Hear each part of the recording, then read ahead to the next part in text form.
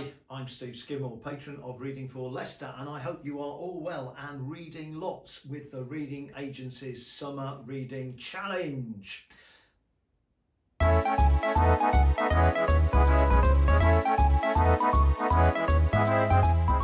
Some people ask me, where do you get your ideas from for writing, Steve? Well, do you know what? Sometimes I use things that have actually happened to me in my life and I put them into books and change them a little bit, but I base them on true stories.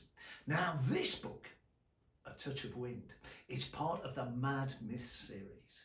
And this is where ancient Greek monsters and characters from all those fantastic myths come to the 21st century. Now, before you start saying, hey Steve, that's Percy Jackson. Well, Steve Barlow and I wrote this Mad Myth series way before Percy Jackson came out. Now, there's 5 books in the series. Stone Me, Mind the Door, Touch of Wind, Must Fly, and Don't Look Back. And they are brilliantly illustrated by Tony Ross. And he illustrates the Horrid Henry and the David Walliams books as well. So he's a fantastic illustrator.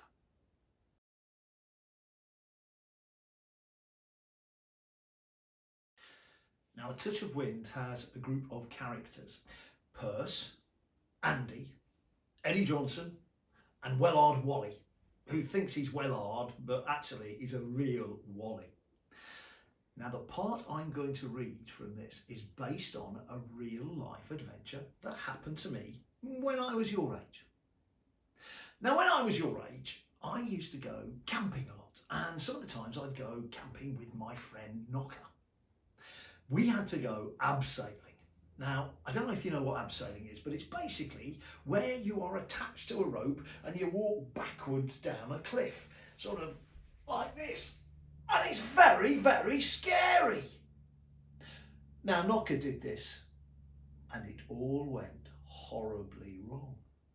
And I remembered this when I was writing the story. Ah! Like me and Knocker, Perce, Andy, Wellard Wally and Eddie Johnson, they've all gone to an adventure camp that is organised by a man called Sergeant Major Eisenhower, who's known to the kids as Major Eyeswater after an incident involving Eddie on the first day of the course. The group had been taken abseiling. This involved being strapped into a climbing harness, stepping backwards over a cliff face and walking down it slowly. As the Sergeant Major explained the procedure, Eddie whispered to Perce, "You'd have to be crazy to do that." "Sergeant, you would like to go fast," said the Sergeant Major. Perce decided to volunteer Eddie. Eddie will," she called out. Eddie's jaw dropped. "Huh? Why me?" "'Cause you are crazy," smiled Perce. "Good men," beamed the Sergeant Major as he bundled the protesting Eddie into the climbing harness, ready to go abseiling. As he stepped backwards over the cliff, Eddie managed somehow to get the climbing rope caught between his legs. He panicked, grabbed the rope and began to shoot down the cliff face. The climbing rope snaked through his crotch and Eddie clenched his legs tightly around it to slow the speeding descent.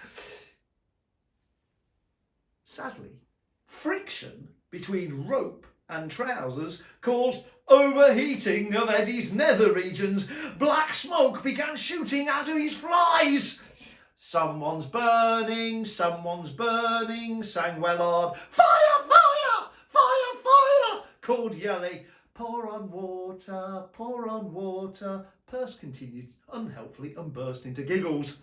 As he dropped shaking to the bottom of the cliff, Eddie began beating at his crotch and blowing at the billowing smoke.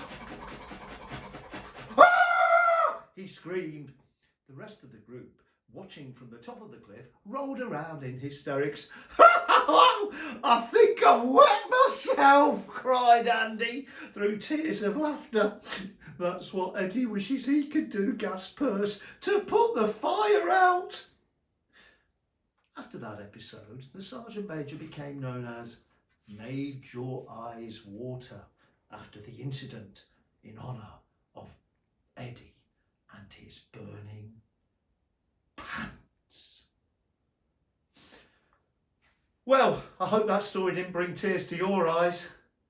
All the best, keep reading, keep on with the reading challenge. See you soon.